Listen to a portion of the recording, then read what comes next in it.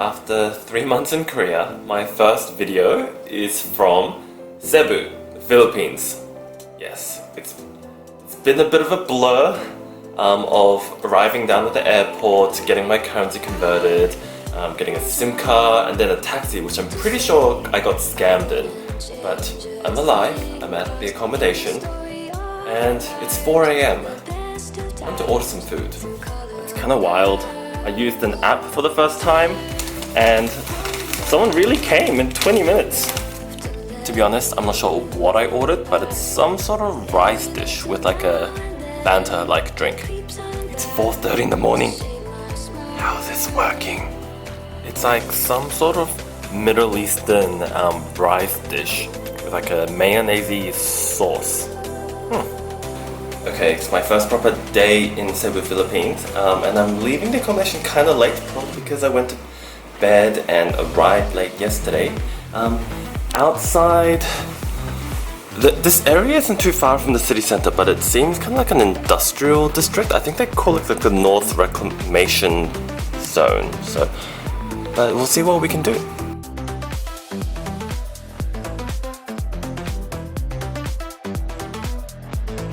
So I have to admit, I'm really ignorant when it comes to Cebu and Philippines, but my first impression is that there is like very weird, isolated pockets of hyperdevelopment amidst like very underdeveloped areas. So I'm looking for a place called Chubi Chubi, which is apparently a well-known like a shrimp grill place, but I see a bubble tea station up there, so I need to get there at some point. Okay, so after a lot of deliberating, I ordered what seemed like a classic dish. It's like shrimp in a bag. It's like garlic flavor with some garlic rice.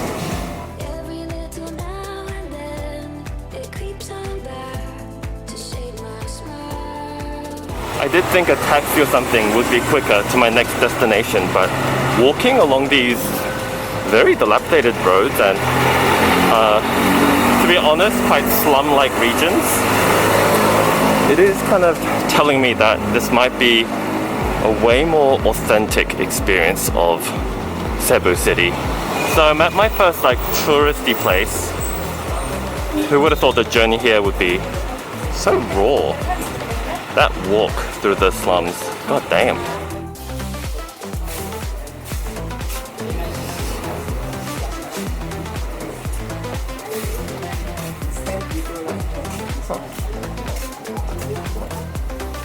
Feels so weird to have like refuges like this in the middle of a very chaotic city.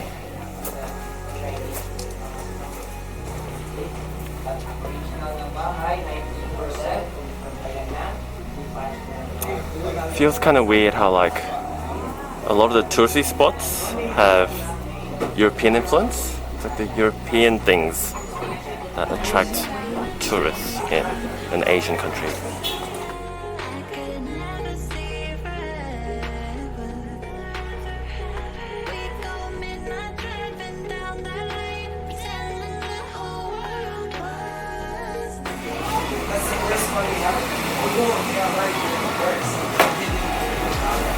Were they the owners of the house? I guess it is a window into an interesting past. I can see this, like a luxury house in the middle of like woodlands before it became like a city. Maybe that. Yeah, something like this.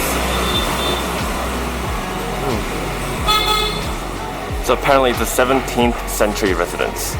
So 1600s. Okay. And right across is the Heritage of Cebu Monument, which apparently has various sculptures, depicting historical and important events in Cebu's history.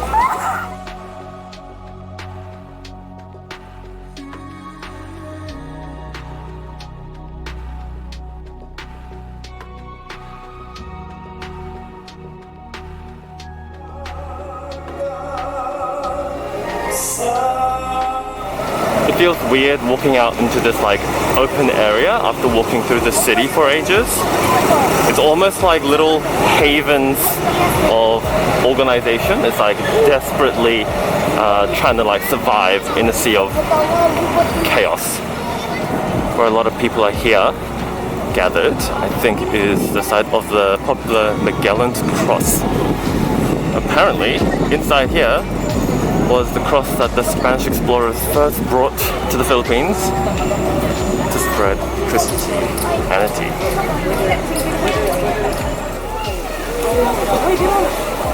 To be honest, I don't really know what's going on here. Is this some sort of religious festival? I don't know.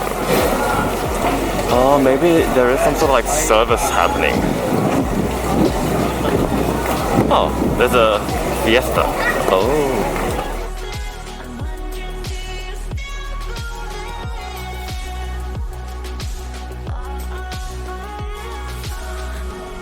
I've made it to Colon Street, which is apparently the oldest and like the most historic street in Cebu City.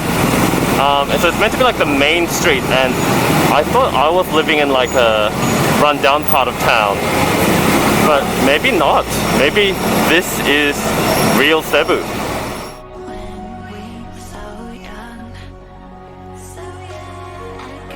So the first day was a bit unexpected.